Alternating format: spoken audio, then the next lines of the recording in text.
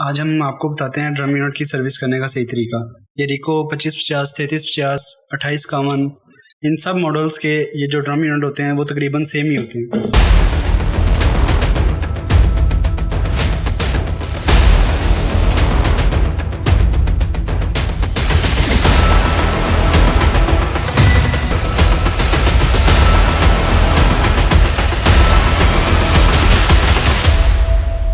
ये drum unit है, इसको आपने सीधा ही उठाना है, सीधा ही पकड़ना है। कहीं लेके भी जाना है तो इसको सीधा ही लेके जाना है, क्योंकि इसमें डेवलपर होता है और जाहिर सी बात है आप इसको ये हिलाएंगे या फिर कुछ करेंगे ऊपर नीचे वो फिर एक साइड पर आ जाएगा।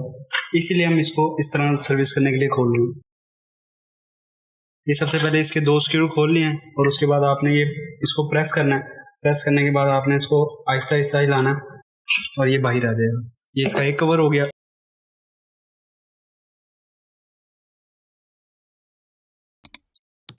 इसी तरह इसका एक और पेच लगा हुआ है।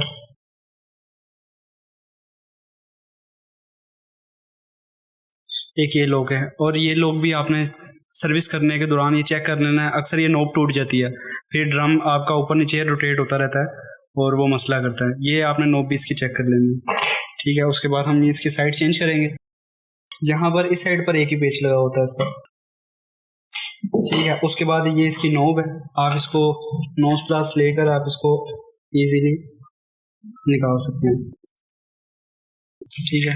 ये नोब निकालने के बाद आपने इसको दोनों साइडों से पकड़ के हिलाना है और ये बाहर आ जाएगा।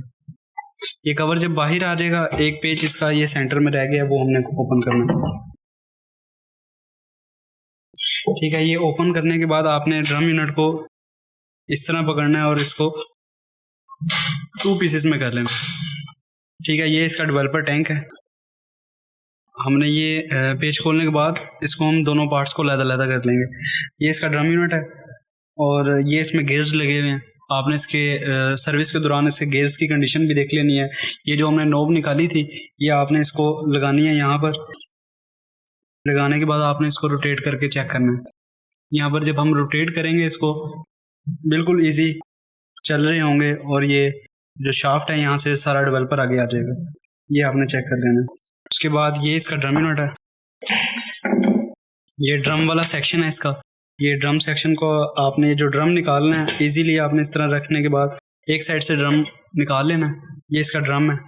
आपने ड्रम की कंडीशन चेक कर लेनी है, अगर वीक है या लाइनें हैं या डॉट्स वगैरह आए हुए हैं तो वो फिर रिप्लेस कर लेने आपने, ठीक है। ये इसका ड्रम हो गया।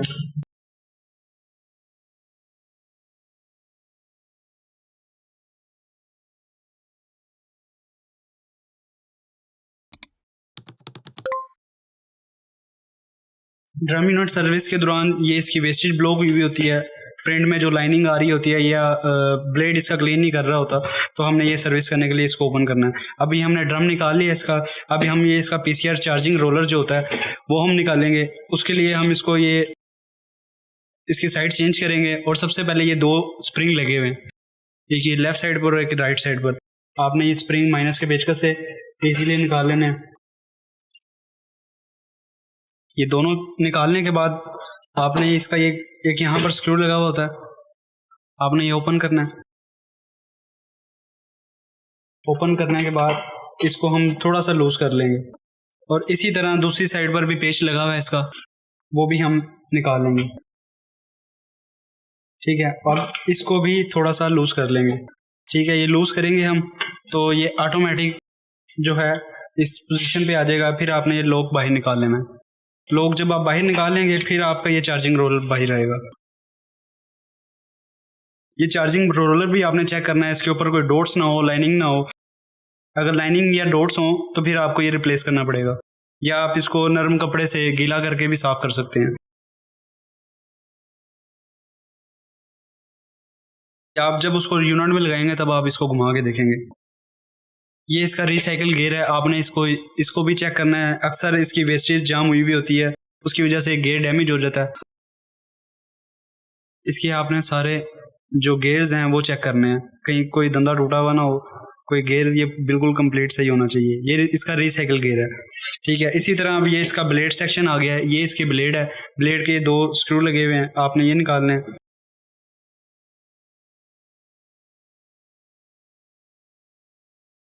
उसके बाद आपने ये माइनस का पेचकस लेकर इसको ये साइड से ब्लेड को उठा लेना है। जब आप उठाएंगे तो ये ब्लेड, अभी तो वैसे ही इसका ब्लेड अच्छी कंडीशन में है, सही है, इसीलिए हम इसको सर्विस करने के बाद यही लगाएंगे।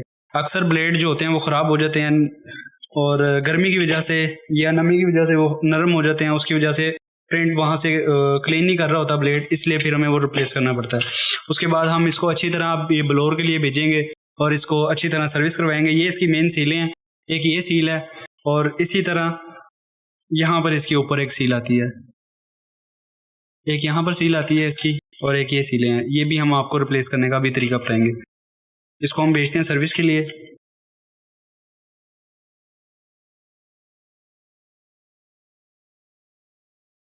उसी तरह जिस तरह हमने सबसे पहले जो चीज़ खोली है वो सबसे लास्ट में बंद होगी और जो सबसे लास्ट में खोली है वो सबसे पहले बंद होगी। अब हमने सबसे लास्ट में हमने इसका ब्लेड उतारा था, इसलिए हम इसका ब्लेड वापस लगाएंगे। प्रिंट में प्रॉब्लम आ रही हो तो वो जो इसका जो ड्रम यूनिट है उसकी सर्विस रिक्वायर्ड होती है, या डॉट्स आ रहे हो तब वो उसका ड्रम चेंज करना होता है, या ये ब्लेड होता है ये क्लीन ना कर रहा हो तब उसको वो हमें ब्लेड चेंज करने के लिए यूनिट की सर्विस करनी पड़ती है। अब हम इजीली ये ब्लेड इसमें लगाएंगे। इसके दो स्क्रू हैं, हम इसमें लगाएंगे।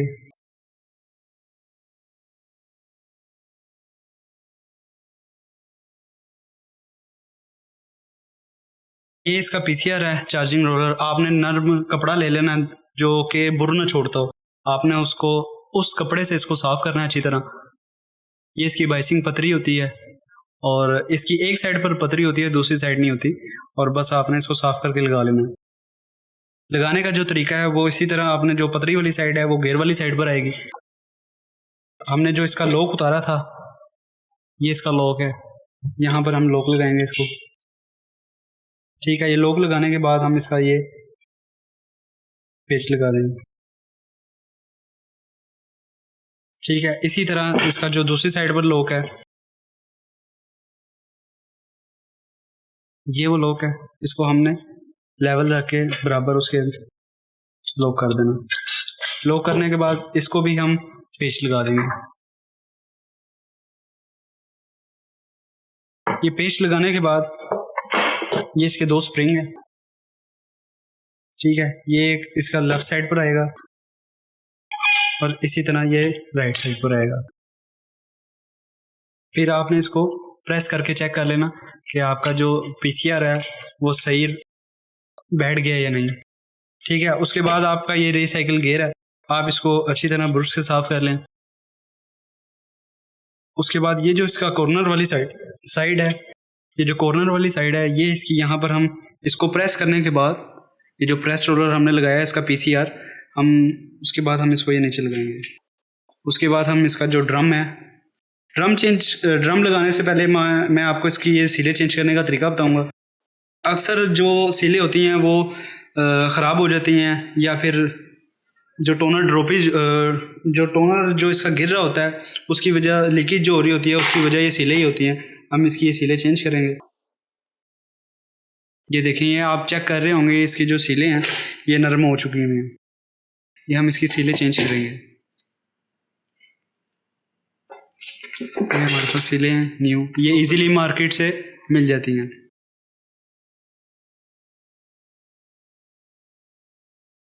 सीलें लगाने से पहले हमें ये बिल्कुल ये वाली जो जगह है इसकी बिल्कुल क्लीन करनी है, ताकि जो पुरानी सील लगी हुई थी उसका जो बुर है वो बिल्कुल भी ना रह जाए।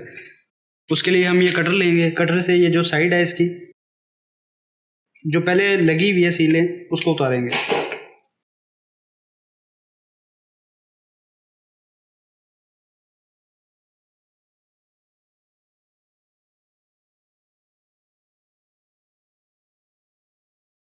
इस तरह ये सारी सीलें इसकी उतार लेंगे। ठीक है, उसके बाद आपने इसको ये चेक कर रहे होंगे, यहाँ पर जहाँ पर हमने सील लगानी है ये बिल्कुल साफ़ होना चाहिए। ठीक है, फिर हम ये न्यू सीलें लेंगे।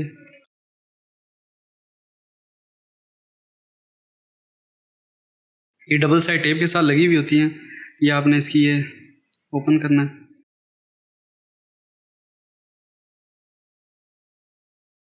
ओपन करने से पहले आप इसकी एक दफ़ा साइड चेक कर लीजिएगा कि हमने इसको इस तरह लगाना है। ठीक है, अब आपने इसको ओपन करना है।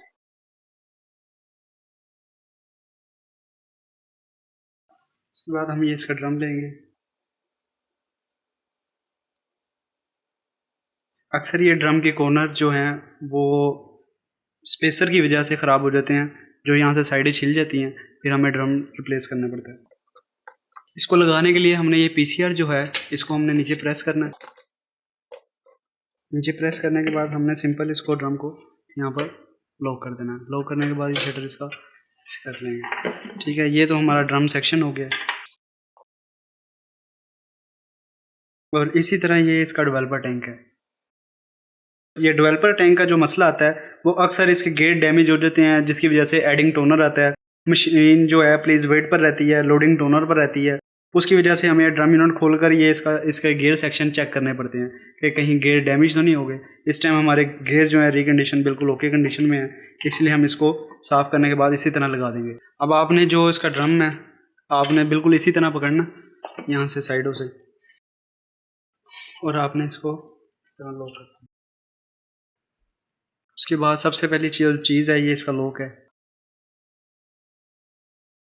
लॉक करने के बाद इसका ये पेच लगा लेना।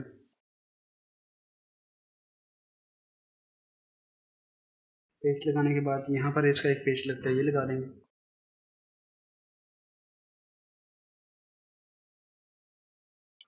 उसके बाद ये कवर है इसका, ये साइड पर आता है, यहाँ पर हमने इसको प्रेस करके निकाला था। सबसे पहले ये लगा लेंगे। उसके बाद इसके 2 स्क्रू होते हैं, ये लगा लेंगे। ये देखो कि जितने भी मॉडल्स हैं 3350, 2550, 2851, ये इन सब सीरीज़ के जो ड्रम यूनिट हैं वो तकरीबन सेम होते हैं। उसके बाद ये इसका रिसाइकिल का गियर होता है छोटा वाला, हमने इसको साइड पर इस तरह लगाना है। ठीक है, हम ये नोब उतार लेंगे इसकी। उसके बाद सिंपल ये जिसका जो कवर है ये वाली साइड आपने पकड़ के इसको इस तरह लॉक कर देनी है। लॉक करने के बाद इसका एक ही स्क्रू होता है। बाज़-औक़ात लोग सर्विस के दौरान ये चीज़ जो इसकी नोब होती है वो मिस कर देते हैं। सबसे मेन चीज़ इसके यूनिट की ये नोब ही होती है, क्योंकि ये नोब नहीं होगी फिर प्रिंट नहीं आता। ये आपने नोब लगानी बहुत ज़रूरी है। ये नोब लगाकर हम इसकी जो हमने ड्रम सेक्शन है हम इसको चेक करेंगे। उसके बाद हम ये जो ड्रम है इसको रोटेट करके चेक करेंगे कि कहीं हमारा ड्रम यूनिट जो है वो जाम तो नहीं है। उसके बाद हम ये सील लगाएंगे यहाँ पर, जो इसकी ड्रम यूनिट की सील होती है। सील के लिए जो हमारे पास सील पड़ी हुई है, ये भी डबल साइड टेप के साथ लगी हुई होती है, हमने इसको यहाँ पर लगाना है।